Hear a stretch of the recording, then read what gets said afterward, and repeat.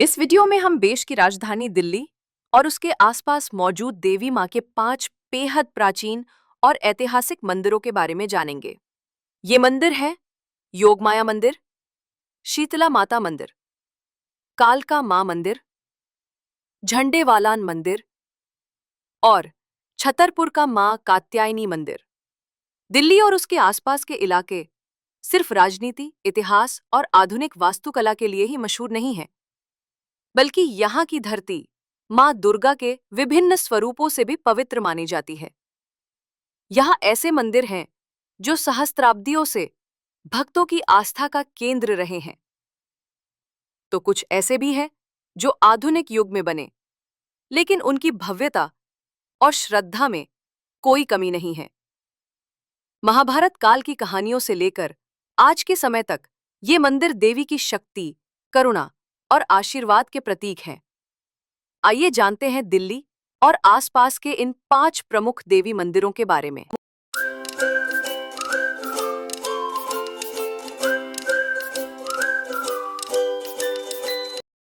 दिल्ली के मेहरौली में कुतुब मीनार है। इसी विश्व विरासत से 850 मीटर की दूरी पर है महाभारत काल का योगमाया मंदिर। देवी योगमाया कृष्ण की बड़ी बहन थी। पौराणिक कथा के अनुसार द्वापर युग में जब भगवान कृष्ण का जन्म हुआ, तब उनसे पहले माता दुर्गा ने योगमाया के रूप में जन्म लिया था। देवी दुर्गा ने यह अवतार कुछ समय के लिए ही लिया था। गर्ग पुराण के अनुसार भगवान कृष्ण की मां देवकी के 7वें गर्भ को बदलकर योगमाया ने रोहिणी के गर्भ में पहुंचाया था, जिससे बलराम जन्मे थे। इसके बाद यशोदा के गर्भ से योगमाया का जन्म हुआ। दिल्ली और आसपास के इलाकों में योगमाया मंदिर जैसे ही कई और भी प्राचीन मंदिर हैं। इसमें गाजियाबाद का दूधेश्वर नाथ मंदिर, प्रगति मैदान स्थित दूधिया भैरव मंदिर, पहाड़गंज का भगवान विश्वकर्मा मंदिर, पहाड़गंज में ही स्थित बाराही मंदिर, चाणक्यपुरी का प्राचीन श्री बटुक भैरव मंदिर, कनाट प्लेस में स्थित हनुमान मंदिर, गुरुग्राम में शीतला माता मंदिर, प्रगति मैदान में ही स्थित किलकारी भैरव मंदिर और दिल्ली का नीली छतरी मंदिर है। इन सभी मंदिरों की खासी महत्ता है और इन सभी का इतिहास बहुत ही व्यापक है। अगर बात योगमाया मंदिर की करें तो देश भर में देवी के कई दूसरे मंदिर भी हैं, जैसे वाराणसी के पास मिर्ज़ापुर जिले में विंध्याचल मंदिर, बाड़मेर का योगमाया मंदिर, जोधपुर का योगमाया मंदिर, वृंदावन का योगमाया मंदिर, पाकिस्तान के मुल्तान में, केरल के अलमथुरुथी में और त्रिपुरा में अगरतला के पास भी योगमाया मंदिर है।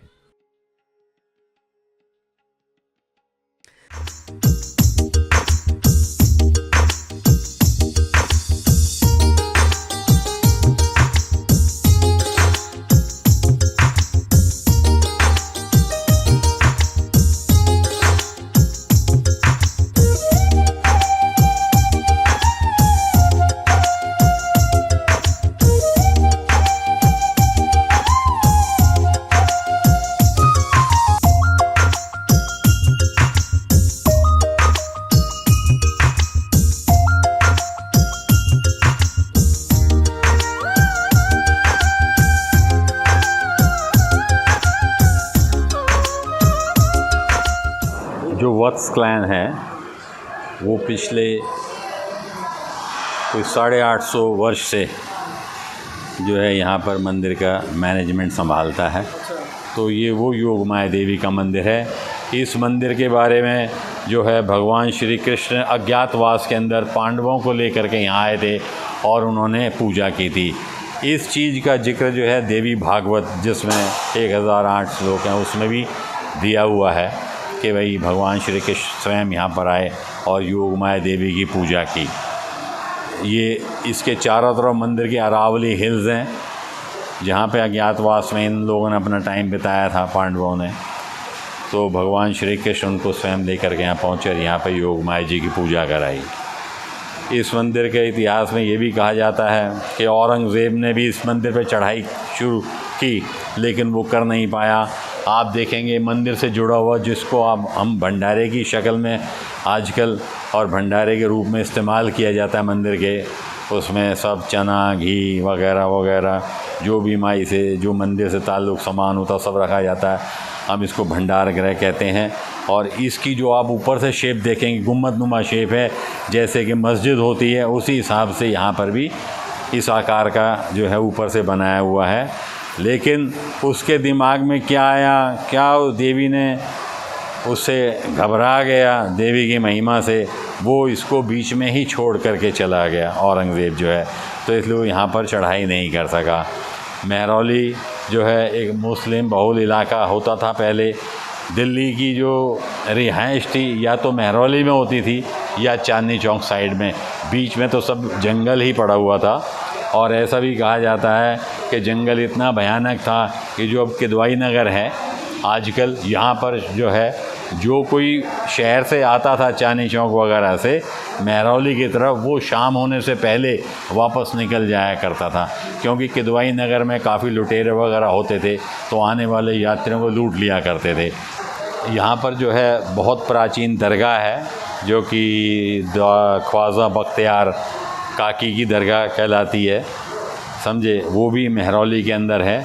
और जो मुसलमान लोग जब अजमेर जाते हैं, ये अपना जो इनका 1.5 महीने का जो उत्सव चलता है, और फिर वो लोग जो है महरौली की दरगाह पे आते हैं और महरौली की दरगाह से दर्शन करके ये अजमेर शरीफ जाते हैं। और अजमेर शरीफ से वापस जब महरौली में ख्वाजा साहब की दरगाह पे दर्शन कर लेते हैं, जब जाके उनकी यात्रा जो है पूरी होती है। ऐसा जो है मान्यता है और हमने जो सुना है ये वो है। तो अब इसके साथ साथ जुड़ी एक और भी है कि जो महरौली में आपने सुना होगा फूल वालों की सैर, एक जो है मेला लगता है। ये हिंदू मुस्लिम एकता का प्रतीक है। और ये जो फूल वालों की सैर का मेला है, इसकी जो शुरुआत हुई थी ये बहादुर शाह जफ़र के टाइम में हुई थी। बहादुर शाह जफ़र के जो बेटे थे मिर्ज़ा जहांगीर और एक बेटे उनके और थे, 2 बेटे थे उनके।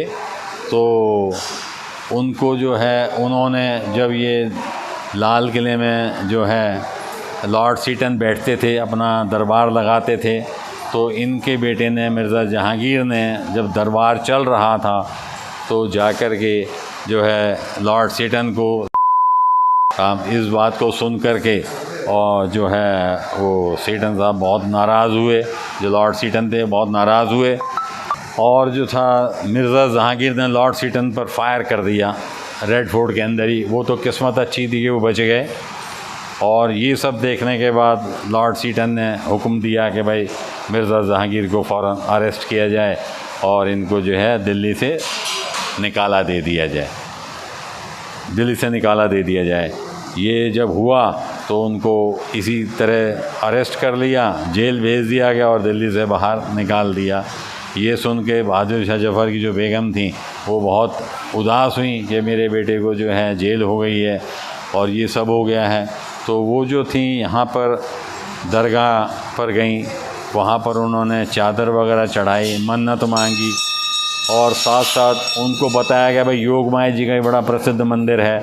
तो उस समय वो यहाँ भी आई और यहाँ भी आकर के देवी से मन्नत मांगी, अगर जो मेरा बेटा जहांगीर, मिर्ज़ा जहांगीर अगर जो पुलिस से रिहा हो जाता है बहुत जल्द, तो मैं दरगाह के अंदर फूलों की चादर और योगमाया जी पे आकर के फूलों के पंखे चढ़ाऊँगी, छत्र चढ़ाऊँगी। जैसे कि भगवान सुन रहा था, उनकी ये इबादत जो थी मंजूर हो गई और उनको जो है रिहा कर दिया गया। रिहा कर दिया गया तो फिर बादशाह सलाम ने सोचा, बहादुर शाह जफ़र ने, कि भाई इस बात का जश्न मनाया जाए, बड़ी धूमधाम से हम जो है दरगाह पर जाएं, क्योंकि हमने वहाँ मन्नत मांगी थी और योगमाया जी पर मांगी थी। तो उन्होंने जो है इस जो फेस्टिवल था इसमें जब ये मनाने का प्रोग्राम लगा तो उन्होंने सोचा कि भाई अब हम जो है इसमें फूल वालों को भी शरीक करें, जो दिल्ली में फूल वगैरह उगाया करते थे, क्योंकि फूलों के बगैर भी रौनक नहीं होती है। उस समय दिल्ली के फूल वाले, फूल मंडी से बहुत फूल वाले बुला लिए गए, बहुत फूल ले करके आए और उन्होंने इसी प्रकार दरगाह के लिए फूलों की चादर बनाई और मंदिर योगमाया जी के लिए फूलों के पंखे और छत्र बनाए। तो ये सब एक जो है बहादुर शाह जफ़र और उनकी बेगम एक जुलूस के तौर पर ये लेकर के चले दरगाह गए और यहाँ पर योग माया जी पर आकर के पंखे चढ़ाए, वहाँ पर फूलों की चादर चढ़ाई। जब ये सब हो गया, बड़ा खुशनुमा माहौल था, तो उसके बाद फिर ये सोचा गया कि भाई आज जो दिन मनाया है हमने, तो उसको फूल वालों की सैर का भी एक नाम दिया गया उस समय में कि भाई फूल वालों की सैर। तो उन्होंने सोचा कि अगर जैसा कि हमने इस साल हमने ये खुशी मनाई है, तो क्यों ना हम आए हर साल इस खुशी को मनाएं और ऐसे ही बदस्तूर एक जुलूस नुमा शक्ल में हम दरगाह भी जाएं और योग माया जी के मंदिर जाएं, फूलों की चादर चढ़ाएं और फूलों के पंखे चढ़ाएं। तो ये भी एक इतिहास है कि हिंदू मुस्लिम एकता का प्रतीक जो है ये मेला मनाया जाता है, कम्युनल हारमनी। और अब तो शुरू में ये मेला सिर्फ दिल्ली तक ही सीमित था, और अब तो दिल्ली से बाहर बहुत सारी स्टेट्स भी इस मेले में आकर के शरीक होती हैं। और ये मेला हर साल मनाया जाता है महरौली में, जहाज महल एक आगे जाके शमची तालाब है, वहाँ पर ये मेला मनाया जाता है। और अभी भी बदस्तूर दरगाह पे भी फूलों के पंखे चढ़ाए जाते हैं, चादर चढ़ाई जाती है, और योग माया जी पर भी पंखे और फूलों के छत्र चढ़ाए जाते हैं। ये यहाँ पे कलगी भगवान की भी प्रतिमा है। हाँ, इसका महत्व क्या है? ये कलगी भगवान जो हैं, ये ऐसा माना जा रहा है कि विष्णु का अवतार लेंगे, और जो है भगवान विष्णु जो है अब अवतार लेंगे। इनके लिए बहुत सारा कीर्तन भजन किया जा रहा है पूरे भारतवर्ष में, और हमारे यहाँ योग माया जी के मंदिर में भी अभी 6 जुलाई को कल की जयंती मनाई गई है। ये उत्सव पिछले 1987 से इस मंदिर में चलता आ रहा है, यानी कि 35 साल से बराबर हर साल कल की जयंती मनाई जाती है। यहाँ पर कल्की जी के भजन होते हैं, भगवान विष्णु के भजन होते हैं, योग माया जी के भजन होते हैं, और बहुत रौनक लगती है जब यहाँ पर ढोल मजीरे ताशे से जो है भजन गाए जाते हैं। बहुत लोग यानी कि महरौली से, पहाड़गंज से बहुत लोग आते हैं जो कि अपने अपने भजन लेकर के आते हैं और यहाँ पर आकर के सब गाते हैं, और एक रौनक मेला लगता है। बाद में प्रसाद वगैरह का वितरण होता है, और ये कल्की के 12वें अवतार के भगवान विष्णु के 12वें अवतार के रूप में भगवान कल्की जन्म लेंगे। और मैं समझता हूँ इस टाइम तो दिल्ली के अंदर तकरीबन दिल्ली क्या यूपी में भी जो अधिकतर मंदिरों में कल्की भगवान की स्थापना हो चुकी है। ये घोड़े पर सवार होकर आएंगे, हाथ में तलवार होगी, और जो इनको जो अभी मंत्र दिया गया है वो दिया गया है, जय कल्की जय जगतपते पद्मावत जय रमापते। जय कल्की भगवान की, जय योग माया जी की। योग माया जी का सिर्फ भारत में एक ही मंदिर है? नहीं, हाँ, इनको जब राजा कंस ने शिला पर दे करके पटका और आकाशवाणी हुई है, कंस तू मुझे क्या मारता है, तेरा मारने वाला गोकुल में पैदा हो चुका है, तो ये हाथ से छिटकी और छिटक करके इनके शरीर के 3 भाग हो गए ऊपर जा कर के, जिसमें से शीश यहाँ गिरा, जो कि योग माया जी का मंदिर है। और धड़ की पूजा विंध्याचल में होती है, विंध्यवासिनी देवी के नाम से मंदिर है मिर्ज़ापुर के अंदर, समझे साहब। और जो तीसरा हिस्सा चरण वो आकाश में बिजली बनकर चमकते हैं, ये भी एक योग माया देवी का रूप है। ऐसा इतिहास है इस मंदिर का जो जाना जाता है। आइए जानते हैं आप योग माया मंदिर कैसे पहुंच सकते हैं। अगर आप मेट्रो की सवारी करके योग माया मंदिर आना चाहते हैं तो सबसे नज़दीकी स्टेशन कुतुब मीनार है। यहाँ से 20 मिनट की पैदल दूरी पर मंदिर स्थित है। आप स्टेशन से ऑटो भी बुक कर सकते हैं। ऑटो से 50 रुपये का किराया देकर आप मंदिर पहुँच सकते हैं। अगर आप ड्राइव करके सड़क मार्ग से योग माया मंदिर पहुँचना चाहते हैं तो ध्यान रखें कि यह मंदिर कालका दास मार्ग से चंद कदमों की दूरी पर है। आपकी गाड़ी मंदिर तक आसानी से पहुंच सकती है। आप कैब बुक करके भी यहां तक आ सकते हैं। अगर आप किसी दूसरे शहर से हवाई यात्रा करके दिल्ली आए हैं तो हम आपको बता दें कि दिल्ली के इंदिरा गांधी हवाई अड्डे से मंदिर की दूरी लगभग 13 किलोमीटर की है। वहीं गाज़ियाबाद के हिंडन एयरपोर्ट से मंदिर की दूरी 33 किलोमीटर की है। अब हम जानेंगे शीतला माता मंदिर के बारे में। शीतला माता मंदिर गुरुग्राम के मसानी गांव में शीतला माता रोड पर स्थित है। इसे एक पवित्र हिंदू तीर्थ स्थल के रूप में जाना जाता है। मंदिर का इतिहास लगभग 500 साल पुराना माना जाता है। ये मंदिर मां शीतला को समर्पित है। मां शीतला को चेचक और अन्य बीमारियों से रक्षा करने वाली देवी के रूप में पूजा जाता है। मंदिर की स्थापना का श्रेय 18वीं शताब्दी में भरतपुर के हिंदू जाट राजा जवाहर सिंह को दिया जाता है, जिन्होंने मुगलों पर अपनी जीत के लिए मां शीतला की कृपा मांगी थी। जीत के बाद उन्होंने इस भव्य मंदिर का निर्माण करवाया। जवाहर सिंह महाराजा सूरजमल के बेटे थे। मंदिर का परिसर विशाल और सुंदर है। इसमें मां शीतला की मूर्ति मुख्य आकर्षण है। मूर्ति को लाल और सुनहरे रंगों से सजाया जाता है और यह भक्तों के लिए शक्ति और करुणा का प्रतीक है। मंदिर में अन्य छोटे मंदिर भी हैं। इनमें भगवान हनुमान, भगवान शिव, शनिदेव और मां दुर्गा को समर्पित मंदिर प्रमुख हैं। मंदिर का वास्तुशिल्प डिजाइन पारंपरिक हिंदू शैली को दर्शाता है। इसमें ऊंचे गुंबद और नक्काशीदार स्तंभ शामिल हैं। मंदिर के चारों ओर फैला हरा भरा उद्यान और ब्रह्मकुंड यानी पवित्र तालाब इसे और भी आकर्षक बनाते हैं। मंदिर का इतिहास केवल इसके निर्माण तक सीमित नहीं है। ये स्थान प्राचीन काल से ही आध्यात्मिक महत्व रखता था। कुछ विद्वानों का मानना है कि मंदिर का स्थान महाभारत काल से जुड़ा है और ये गुरु द्रोणाचार्य के आश्रम के निकट था। मंदिर की प्राचीनता और इसके चमत्कारों की कहानियां इसे भक्तों के बीच और भी लोकप्रिय बनाती हैं। आइए अब समझते हैं कि मंदिर का गुरु द्रोणाचार्य से क्या संबंध है। शीतला माता मंदिर का सबसे गहरा और ऐतिहासिक संबंध महाभारत के प्रसिद्ध गुरु द्रोणाचार्य और उनकी पत्नी कृपि से है। कृपि को शीतला माता या ललिता के रूप में भी जाना जाता है। कृपि ऋषि शरदुआन की बेटी थीं। द्रोणाचार्य से विवाह के बाद वे गुरुग्राम में उनके साथ रहती थीं। महाभारत के अनुसार द्रोणाचार्य का आश्रम गुरुग्राम में था। यहीं पर वे पांडवों और कौरवों को युद्ध कला और शास्त्रों की शिक्षा देते थे। कृपि दिल्ली के निकट केशवपुर गांव में रहती थीं और वहां बीमार बच्चों, विशेष रूप से चेचक से पीड़ित बच्चों की देखभाल करती थीं। उनकी करुणा और चिकित्सीय शक्ति के कारण उन्हें शीतला माता के रूप में पूजा जाने लगा। महाभारत युद्ध में जब गुरु द्रोणाचार्य की मृत्यु कुरुक्षेत्र के युद्ध में हुई, उनकी पत्नी कृपि गहरे शोक में डूब गईं।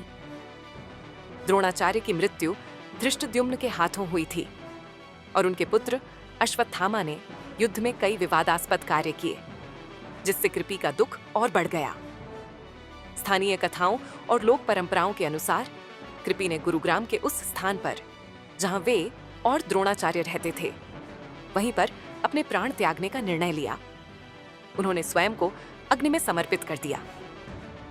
अग्नि में प्रवेश करने से पहले कृपि ने घोषणा की कि ये स्थान उनकी शक्ति, करुणा और मातृत्व का प्रतीक बनेगा। उन्होंने कहा कि ये स्थान मां शीतला के रूप में पूजा जाएगा। जो भी यहाँ सच्चे मन से आएगा उसे मेरी कृपा प्राप्त होगी और बच्चे मेरी छत्र छाया में सुरक्षित रहेंगे। उनकी ये बलिदानी और आध्यात्मिक शक्ति मंदिर की नींव बनी। ये स्थान बाद में शीतला माता मंदिर के रूप में विकसित हुआ और आज भी भक्त इसे मां शीतला की दैवीय उपस्थिति का प्रतीक मानते हैं। इस कथा ने मंदिर को न केवल धार्मिक बल्कि ऐतिहासिक और सांस्कृतिक महत्व भी प्रदान किया। ये मंदिर गुरु द्रोणाचार्य और कृपि की स्मृति को जीवित रखता है। द्रोणाचार्य की वजह से ही इस जिले को इसका नाम गुरुग्राम मिला।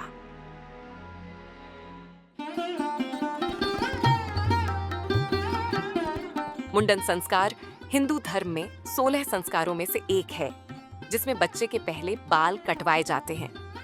ये संस्कार बच्चे के जीवन से नकारात्मक ऊर्जा को हटाने और उसे स्वस्थ, समृद्ध और आध्यात्मिक जीवन प्रदान करने के लिए किया जाता है। शीतला माता मंदिर में मुंडन संस्कार विशेष रूप से लोकप्रिय है। और हर साल हजारों परिवार अपने बच्चों का मुंडन संस्कार करवाने यहाँ आते हैं। शीतला माता मंदिर के प्रति आस्था सिर्फ हिंदू राजाओं में ही नहीं रही है, बल्कि मुस्लिम महारानी बेगम समरू की भी इस मंदिर में श्रद्धा थी। वो बाद में ईसाई भी बनी थी। 18वीं शताब्दी की एक प्रभावशाली शासिका और झाड़सा बादशाहपुर की गवर्नर बेगम समरू का शीतला माता मंदिर के साथ गहरा संबंध है। बेगम समरू का असली नाम जोहाना नोबिलिस सोम्ब्रे था और वह एक ईसाई महिला थी जो बाद में भारतीय संस्कृति में रच बस गई। उनकी भी इस मंदिर में गहरी आस्था थी। ऐसा बताया जाता है कि बेगम समरू का एकमात्र पुत्र चेचक की गंभीर बीमारी से पीड़ित था। उस समय चेचक एक जानलेवा बीमारी थी और कोई इलाज काम नहीं कर रहा था। बेगम समरू को स्थानीय लोगों ने सलाह दी कि वे अपने पुत्र को शीतला माता मंदिर में ले जाएं और माता की कृपा मांगे। बेगम समरू अपने बेटे को लेकर मंदिर में गईं और मां शीतला के सामने प्रार्थना की। चमत्कारिक रूप से उनका पुत्र जल्द ही ठीक हो गया। इस घटना ने बेगम समरू को मां शीतला की शक्ति पर विश्वास दिलाया और उन्होंने मंदिर के प्रति अपनी श्रद्धा व्यक्त की। इस चमत्कार के बाद बेगम समरू ने मंदिर के विकास में योगदान दिया और इसे और अधिक प्रसिद्ध बनाने में मदद की। उनकी इस कहानी ने मंदिर को न केवल हिंदुओं बल्कि विभिन्न धर्मों के लोगों के बीच भी लोकप्रिय बनाया। बेगम समरू की जिंदगी को भी हमने वीडियो के माध्यम से आप तक पहुंचाने की कोशिश की है। आप डिस्क्रिप्शन में दिए गए लिंक पर क्लिक करके उस वीडियो को देख सकते हैं। शीतला माता मंदिर के पास ही एकलव्य का भी मंदिर है। यहाँ सेक्टर 37 के खांडसा गांव में एकलव्य मंदिर स्थित है। मंदिर छोटा लेकिन आध्यात्मिक रूप से महत्वपूर्ण है। इसमें एकलव्य की एक साधारण मूर्ति है जो उन्हें धनुष बाण के साथ दर्शाती है। मंदिर का परिसर शांत और ध्यान के लिए उपयुक्त है। स्थानीय लोग और पर्यटक इसे शीतला माता मंदिर के साथ एक धार्मिक सर्किट के रूप में देखते हैं। शीतला माता मंदिर का प्रबंधन शीतला माता मंदिर ट्रस्ट द्वारा किया जाता है, जो मंदिर की दैनिक गतिविधियों, रखरखाव और तीर्थयात्रियों की सुविधाओं का ध्यान रखता है। ट्रस्ट की स्थापना 20वीं शताब्दी के मध्य में हुई थी। हालांकि मंदिर का प्रबंधन पहले स्थानीय जमींदारों और पुजारियों द्वारा किया जाता था। शीतला माता मंदिर ट्रस्ट की औपचारिक स्थापना 1950 के दशक में हुई थी। इसका मुख्य उद्देश्य मंदिर की पवित्रता को बनाए रखना, भक्तों की सुविधाओं को बढ़ाना और मंदिर की ऐतिहासिक विरासत को संरक्षित करना है। ट्रस्ट मंदिर में नियमित पूजा, अनुष्ठान और त्योहारों का आयोजन करता है। ये भंडारा, धार्मिक कार्यक्रम और सामाजिक कार्य जैसे मुफ्त चिकित्सा शिविर और शिक्षा कार्यक्रम भी आयोजित करता है। आइए अब जानते हैं कि शीतला माता मंदिर तक कैसे पहुंचा जा सकता है। शीतला माता मंदिर गुरुग्राम के मसानी गांव में शीतला माता रोड पर स्थित है। ये गुरुग्राम शहर के केंद्र से अच्छी तरह जुड़ा हुआ है और विभिन्न परिवहन साधनों से आसानी से पहुंचा जा सकता है। यहाँ से निकटतम मेट्रो स्टेशन इफ्को चौक मेट्रो स्टेशन है, जो येलो लाइन पर स्थित है। ये मंदिर से लगभग 7-8 किलोमीटर दूर है। मेट्रो स्टेशन से ऑटो, रिक्शा या कैब लेकर मंदिर पहुंचा जा सकता है। यात्रा में लगभग 15-20 मिनट लगते हैं। सड़क मार्ग से मंदिर कैसे पहुंचना है, ये भी जान लेते हैं। नेशनल हाईवे 8 से मंदिर लगभग 5 किलोमीटर दूर है। दिल्ली, जयपुर या अन्य शहरों से आने वाले यात्री इस हाईवे के जरिए गुरुग्राम पहुंच सकते हैं और फिर स्थानीय सड़कों से मंदिर तक जा सकते हैं। गुरुग्राम बस स्टैंड मंदिर से सिर्फ 2 किलोमीटर की दूरी पर है। स्थानीय बसें, ऑटो रिक्शा और कैब आसानी से अवेलेबल रहती हैं। मंदिर तक की सड़क अच्छी तरह से बनाई गई है और आसानी से पहुंच योग्य है। मंदिर के सामने मुफ्त कार पार्किंग भी है। बात रेलवे स्टेशन की करें तो नजदीकी रेलवे स्टेशन गुरुग्राम है। ये मंदिर से लगभग 3.5 किलोमीटर दूर है। स्टेशन से ऑटो या कैब लेकर मंदिर तक 10-15 मिनट में पहुंचा जा सकता है। गुरुग्राम रेलवे स्टेशन दिल्ली, जयपुर और अन्य प्रमुख शहरों से अच्छी तरह जुड़ा हुआ है। नई दिल्ली रेलवे स्टेशन से आने वाले यात्री नई दिल्ली रेलवे स्टेशन से ट्रेन लेकर गुरुग्राम पहुंच सकते हैं। बात करें नजदीकी एयरपोर्ट की तो दिल्ली का इंदिरा गांधी अंतर्राष्ट्रीय हवाई अड्डा मंदिर से लगभग 15-20 किलोमीटर की दूरी पर है। हवाई अड्डे से टैक्सी या कैब लेकर मंदिर तक 30 से 40 मिनट में पहुंचा जा सकता है। शीतला माता मंदिर गुरुग्राम एक ऐसा स्थान है जो आध्यात्मिकता, इतिहास और संस्कृति का संगम है। ये मंदिर न केवल मां शीतला की भक्ति का केंद्र है, बल्कि गुरु द्रोणाचार्य, कृपि और एकलव्य जैसे नायकों की स्मृति को भी जीवित रखे हुए है। इस विस्तृत पैकेज के माध्यम से हमने मंदिर के हर पहलू को गहराई से समझने की कोशिश की है। यदि आप इस पवित्र स्थल की यात्रा की योजना बना रहे हैं, तो ये जानकारी निश्चित ही आपकी यात्रा को और भी समृद्ध और यादगार बनाएगी। मां शीतला की कृपा हम सभी पर बनी रहे। अब जानते हैं कालका माई के मंदिर के बारे में। कालका जी मंदिर दक्षिण दिल्ली के नेहरू प्लेस क्षेत्र में स्थित है और इसे जय कालका माता के नाम से भी जाना जाता है। ये मंदिर देवी मां के स्वरूप महाकाली को समर्पित है और दिल्ली का सबसे प्रसिद्ध शक्तिपीठ माना जाता है। मान्यता है कि यहां पूजा करने से भक्त के जीवन से नकारात्मक ऊर्जा दूर होती है और सुख समृद्धि आती है। ये मंदिर पूरे वर्ष खुला रहता है, लेकिन नवरात्रि के दौरान यहां लाखों भक्त दर्शन के लिए आते हैं। दिल्ली में मौजूद कालका जी मंदिर बेहद खास है। इसका निर्माण ईंट और संगमरमर के पत्थरों से किया गया है। ये मंदिर पिरामिड नुमा आकार में बना है। इसका सेंट्रल चैम्बर संगमरमर से बना हुआ है। मंदिर का बरामदा करीब 8 से 9 फीट चौड़ा है। मंदिर के गर्भगृह में माता के शक्तिपीठ की मूर्ति स्थापित है और मंदिर के आंगन में 2 बाघों की मूर्ति स्थापित की गई है। मंदिर में काली देवी की एक पत्थर की मूर्ति भी स्थित है। मान्यता है कि इस पीठ का स्वरूप हर काल में बदलता रहता है और मां दुर्गा ने यहीं पर महाकाली के रूप में प्रकट होकर असुरों का संहार किया था। मान्यताओं के अनुसार मंदिर 3000 साल से अधिक पुराना है। मंदिर में बड़ी संख्या में लोग अपने बच्चों के मुंडन के लिए भी आते हैं। आप जब मंदिर में प्रवेश करते हैं तो आपको दोनों ओर जर्जर अवस्था में पुरानी धर्मशालाएं नजर आती हैं, जो बताती हैं कि यहाँ कभी लोग आकर ठहरा भी करते थे। हालांकि आज ये व्यवस्था बंद हो चुकी है। ऐसा माना जाता है कि महाभारत काल में युद्ध से पहले भगवान श्री कृष्ण ने पांडवों के साथ यहाँ भगवती की आराधना की थी।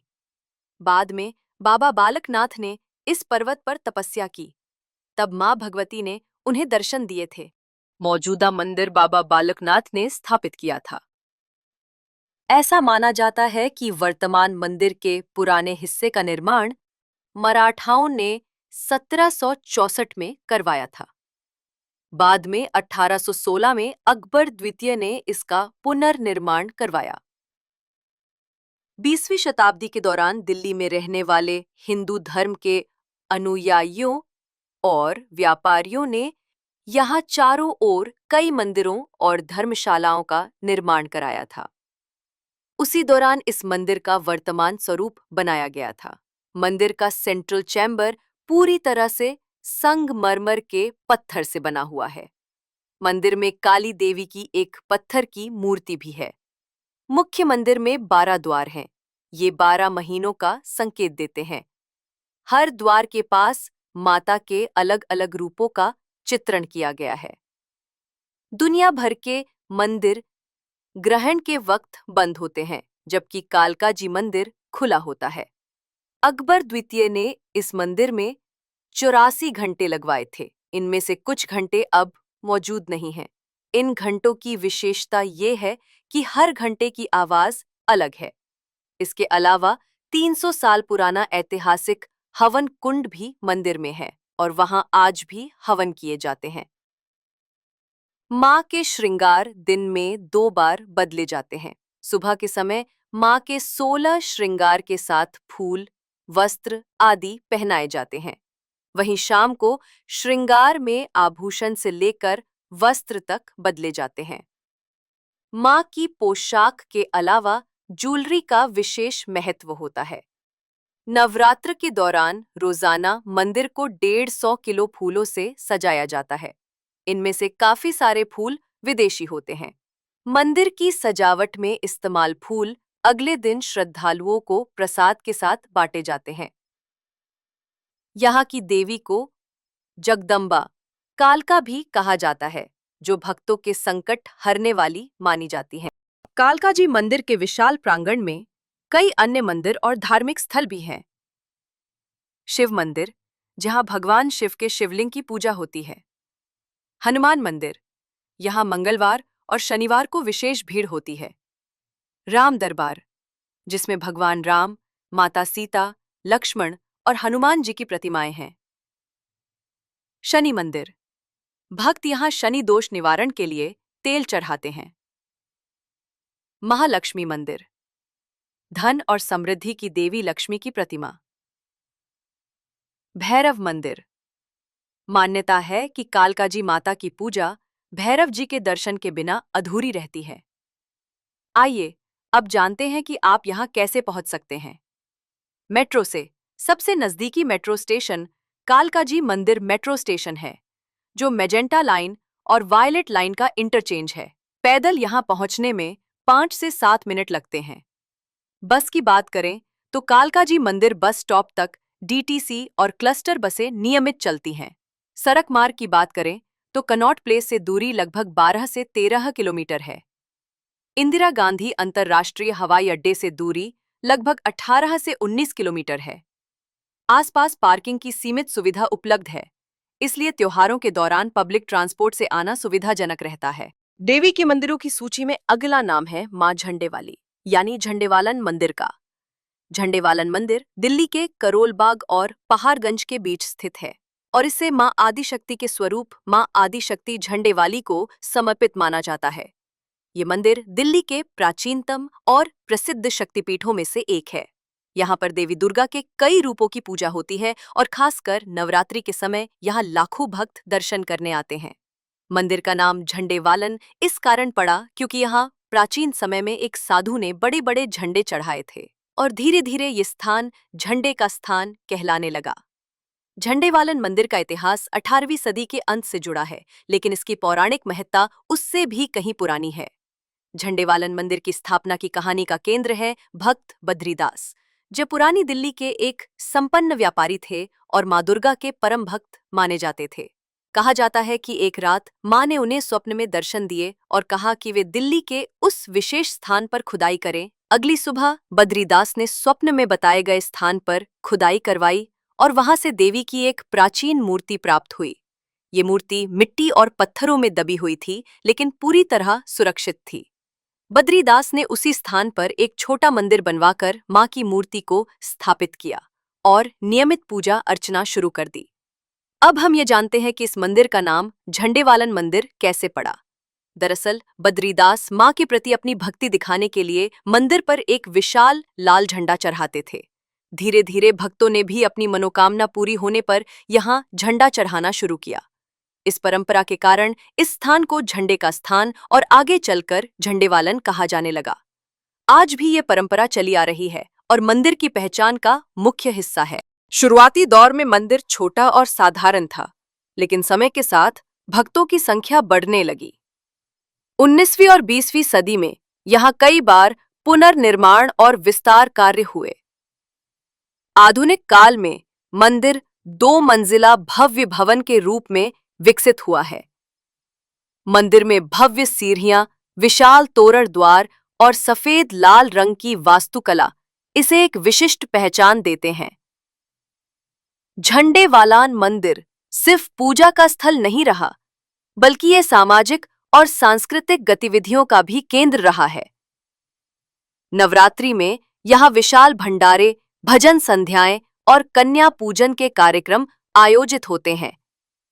कई सामाजिक संस्थाएं यहाँ से गरीबों और जरूरतमंदों को भोजन और सहायता भी उपलब्ध कराती हैं। मंदिर का मुख्य भवन सफेद और लाल रंग के पत्थरों से बना है, जिसकी वास्तुकला पारंपरिक हिंदू शैली में है। गर्भगृह में मां झंडेवाली की दिव्य मूर्ति स्थापित है, जो सोने के आभूषणों और लाल सुनहरे वस्त्रों से सजी रहती है। मंदिर के चारों ओर विशाल प्रांगण है, जिसमें बैठने, भजन कीर्तन और प्रसाद वितरण की व्यवस्था है। मां झंडे वाली को भक्त मनोकामना पूर्ण करने वाली देवी मानते हैं। यहाँ विशेष रूप से नवरात्रि में भव्य आयोजन होता है, जिसमें प्रतिदिन भजन, हवन, कन्या पूजन और विशाल भंडारा होता है। साल भर हर रविवार और मंगलवार को यहाँ बड़ी संख्या में श्रद्धालु आते हैं। झंडेवालान मंदिर परिसर और उसके आसपास कई अन्य देवी देवताओं के मंदिर हैं, जैसे हनुमान मंदिर। ये झंडेवालान मेट्रो स्टेशन के नजदीक है। यहाँ मंगलवार को विशेष भीड़ होती है। शिव मंदिर गर्भगृह के निकट है। यहाँ शिवलिंग स्थापित है। यहाँ की सकारात्मक ऊर्जा आपको प्रफुल्लित कर देती है। भैरव मंदिर परंपरा के अनुसार मां के दर्शन के बाद यहां भी दर्शन किए जाते हैं। शनि देव मंदिर शनि दोष निवारण के लिए तेल और काले तिल चढ़ाए जाते हैं। छोटे छोटे देवी मंदिर मां लक्ष्मी, मां सरस्वती और अन्य स्वरूपों की प्रतिमाएं। आइए अब जानते हैं कि आप यहां कैसे पहुंच सकते हैं।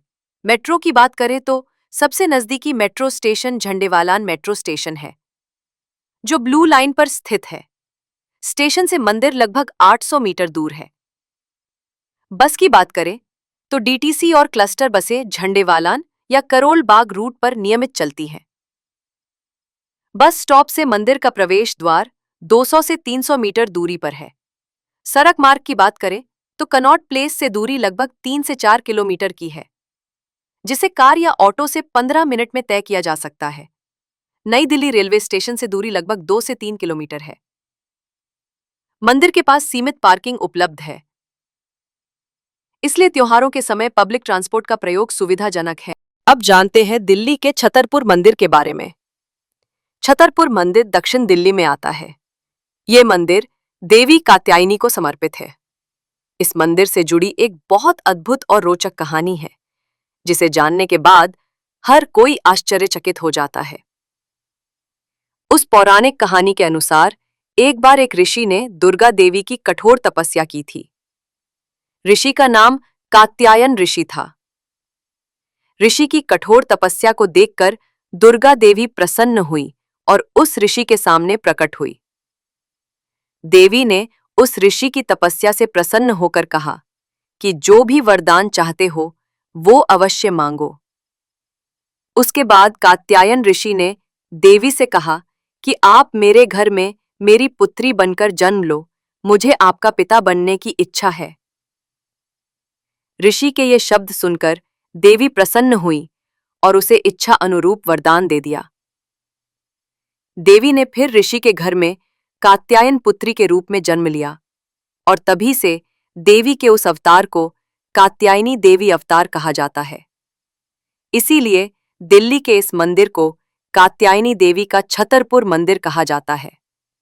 ये मंदिर दिल्ली के दक्षिणी पश्चिम के हिस्से में आता है और ये कुतुब मीनार से केवल 4 किलोमीटर की दूरी पर है। इस मंदिर की स्थापना बाबा संत नागपाल ने सन 1974 में की थी। उनकी मृत्यु 1998 में हुई थी। इस मंदिर परिसर में देवी कात्यायनी के मंदिर पर नवरात्रि के दौरान विशेष रूप से भीड़ जुटती है। नवरात्रि के छठे दिन मां दुर्गा के कात्यायनी स्वरूप की पूजा की जाती है। इस मंदिर का जब भी जिक्र आता है, तब संत बाबा नाथपाल जी का जिक्र भी होता है। ये दोनों एक ही सूत्र में हैं। बाबा जी का जन्म कर्नाटक में हुआ था और वे होली की पूर्णिमा के शुभ दिन धरती पर आए थे। अपने माता पिता को बहुत कम उम्र में खो देने के पश्चात वे दिव्य शक्ति की तलाश में निकल पड़े। उन्होंने साधुओं से शिक्षा ली और भारत भर में तीर्थ यात्राएं की। वर्ष 1974 में छतरपुर की गांव पंचायत ने उन्हें 1 एकड़ भूमि प्रदान की। बाबा नागपाल जी ने भक्तों के सहयोग से वही मां कात्यायनी के लिए मंदिर निर्माण शुरू किया। इस काम में वे खुद गीले ईंटें और कंकर उठाकर निर्माण में लगे रहे। धीरे धीरे उन्होंने आसपास की भूमि खरीदकर आज का विशाल 60-70 एकड़ परिसर बनाया, जिसमें दक्षिण और उत्तर भारतीय स्थापत्य कला का संगम देखने को मिलता है।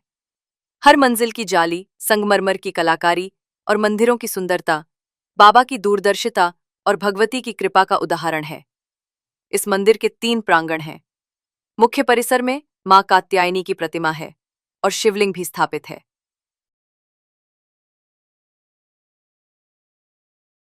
इसी के दाहिनी ओर सड़क के पार स्थित है गौरी गणेश मंदिर।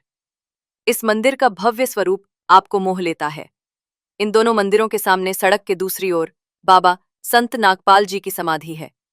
ये समाधि स्थल मंदिर के आध्यात्मिक और सांस्कृतिक महत्व का एक प्रमुख हिस्सा है। परिसर के भीतर एक शांत और पवित्र हिस्से में संत बाबा नागपाल जी की समाधि स्थित है। ये समाधि मंदिर के नागपाल बाबा समाधि एवं हनुमान जी परिसर में आती है, जिसे भक्त अत्यंत श्रद्धा और भावनाओं के साथ देखते हैं। समाधि सफेद संगमरमर से बनी है, जिसके चारों ओर साफ सुथरा और सुंदर प्रांगण है। चारों ओर फूलों के बाग और हरियाली है, जिससे यहाँ का वातावरण हमेशा शांत और आध्यात्मिक बना रहता है। समाधि के पास एक मंडपनुमा संरचना है, जहाँ भक्त बैठकर ध्यान, जप और प्रार्थना करते हैं। समाधि के चारों ओर देवी मां की प्रतिमाएं हैं। भक्त इन सभी के दर्शन कर धन, विद्या और अन्न समृद्धि का आशीर्वाद प्राप्त करते हैं। मंदिर के पूरे परिसर में शिव मंदिर, राम मंदिर, मां कात्यायनी मंदिर, मां महिषासुर मर्दिनी मंदिर, मां अष्टभुजी मंदिर, झरपीर मंदिर, मार्कंडेय मंदिर, बाबा संत नागपाल जी की समाधि, नागेश्वर मंदिर, त्रिशूल, 101 फीट की हनुमान मूर्ति भक्तों के विशेष आकर्षण का मुख्य केंद्र है। नवरात्रि, महाशिवरात्रि और जन्माष्टमी के दौरान तो मंदिर में हजारों भक्तों की भीड़ लगी रहती है। इस अवसर पर लाखों भक्त देवी के दर्शन के लिए आते हैं, जिसकी वजह से यहाँ का नज़ारा काफी देखने लायक होता है। नवरात्रि के दिनों में यहाँ पर लाखों लोगों को लंगर का प्रसाद बांटा जाता है। सड़क के दूसरी ओर मुख्य मंदिर के प्रवेश द्वार पर ही एक पुराना पेड़ है और इस पेड़ पर पवित्र धागे बांधे जाते हैं। अपनी इच्छाओं को पूरा करने के लिए लोग इस पेड़ को धागे और चूड़ियां बांधते हैं। लोग इस विश्वास के साथ इस पेड़ को धागे बांधते हैं कि उनकी हर व्यक्त की गई इच्छा पूरी हो जाए। नवरात्रि उत्सव के दौरान हजारों भक्त देवी के दर्शन करने के लिए आते रहते हैं। कम शब्दों में कहा जाए तो भारत की धार्मिक विरासत को दर्शाने वाला छतरपुर का मंदिर काफी महत्वपूर्ण मंदिर है। छतरपुर मंदिर की वास्तुकला की बात की जाए तो वास्तुकला की दृष्टि से छतरपुर का मंदिर एक अद्भुत मंदिर है। साल 2005 में दिल्ली में अक्षरधाम मंदिर बनने से पहले ये छतरपुर मंदिर भारत का सबसे बड़ा और दुनिया का दूसरा सबसे बड़ा मंदिर हुआ करता था। इस मंदिर को पूरी तरह से संगमरमर से बनाया गया था और मंदिर के सभी जगहों पर जाली से काम करवाया गया था। इस तरह की वास्तुकला को वेसारा वास्तुकला कहा जाता है। बहुत बड़ी जमीन पर फैले हुए इस मंदिर की सारी इमारतें विभिन्न तरह के वस्तुओं से बनी हैं। इस मंदिर के परिसर में कई सारे सुंदर बाग और लॉन बनाए गए हैं, जिन्हें देखकर किसी भी भक्त के मन को शांति मिलती है। मंदिर में की गई नक्काशी का काम सच में काफी प्रशंसनीय है। मंदिर के बड़े आकार की वजह से यहाँ का परिसर काफी अच्छा दिखता है। देवी कात्यायनी की मूर्ति एक बड़े भवन में स्थापित की गई है और इस भवन में प्रार्थना के हॉल से भी प्रवेश किया जा सकता है। सोने के मुलामे से बने हुई देवी कात्यायनी की मूर्ति हमेशा भव्य कपड़े, सोने और सुंदर फूलों के हार से अलंकृत की जाती है। नवरात्रि के दिनों में तो यहाँ पर हजारों भक्तों की भीड़ लगी रहती है। इतनी बड़ी भक्तों की भीड़ को नियंत्रित करने के लिए उन्हें कतार में खड़ा किया जाता है। इन लंबी लंबी कतारों को नियंत्रित करने के लिए बहुत सारे सुरक्षा रक्षक तैनात किए जाते हैं। मंदिर के नजदीक ही श्री संत नागपाल निदान एवं अनुसंधान केंद्र है। छतरपुर मेट्रो स्टेशन से उतरकर आप जैसे ही मंदिर की ओर बढ़ते हैं, आपको रास्ते में ये बाईं ओर ये इमारत दिखाई देती है। यहाँ आम लोगों को बहुत ही कम खर्च में इलाज की सुविधा मिलती है। छतरपुर मंदिर तक कैसे पहुंचा जा सकता है, आइए अब इसे समझते हैं। देश की राजधानी दिल्ली के इस छतरपुर मंदिर में पहुंचने के लिए पूरे देश से सुविधा उपलब्ध है। सबसे करीबी मेट्रो स्टेशन छतरपुर है। आप वहां से पैदल या रिक्शे की मदद से यहां तक आ सकते हैं। नजदीकी railway station Nizamuddin railway station है। यहाँ का सबसे नजदीक हवाई अड्डा इंदिरा गांधी अंतर्राष्ट्रीय हवाई अड्डा है। आप यहाँ अगर अपने वाहन से आते हैं तो पार्किंग की चिंता मत करिए। यहाँ पार्किंग मुफ्त है और उपलब्ध होने पर ठहरने की सुविधा भी मिलती है। दिल्ली के छतरपुर मंदिर की कई विशेषताएं हैं। ऐसा लगता है कि हर दिशा में अंदर जाने का रास्ता दिखता है और बाहर जाने का कोई नामो निशान मिलता ही नहीं। दिल्ली और उसके आसपास फैले ये पांचों देवी स्थल, प्राचीन योग माया मंदिर, दक्षिणी दिल्ली का कालका जी मंदिर, मध्य दिल्ली का झंडेवालान मंदिर, गुरुग्राम का शीतला माता मंदिर और विशाल छतरपुर कात्यायनी मंदिर न केवल आस्था और श्रद्धा के केंद्र हैं, बल्कि ये हमारी सांस्कृतिक, ऐतिहासिक और स्थापत्य धरोहर के भी अनमोल रत्न हैं। इन मंदिरों में देवी मां के अलग अलग रूपों के दर्शन से मन को शांति और शक्ति मिलती है और हर भक्त का अनुभव अद्भुत हो जाता है। यदि आप भी इन मंदिरों की भव्यता और आध्यात्मिक वातावरण को महसूस करना चाहते हैं, तो इन्हें अपनी जीवन यात्रा में जरूर शामिल करें। अगर आपको हमारी दी गई जानकारी पसंद आई हो, तो हमारे चैनल को सब्सक्राइब करें, वीडियो को लाइक और शेयर करें, और हमें कमेंट में बताएं कि इन पांचों में से आप सबसे पहले किस मंदिर के दर्शन करने जाएंगे। आपकी हर यात्रा मां के आशीर्वाद से मंगलमय हो।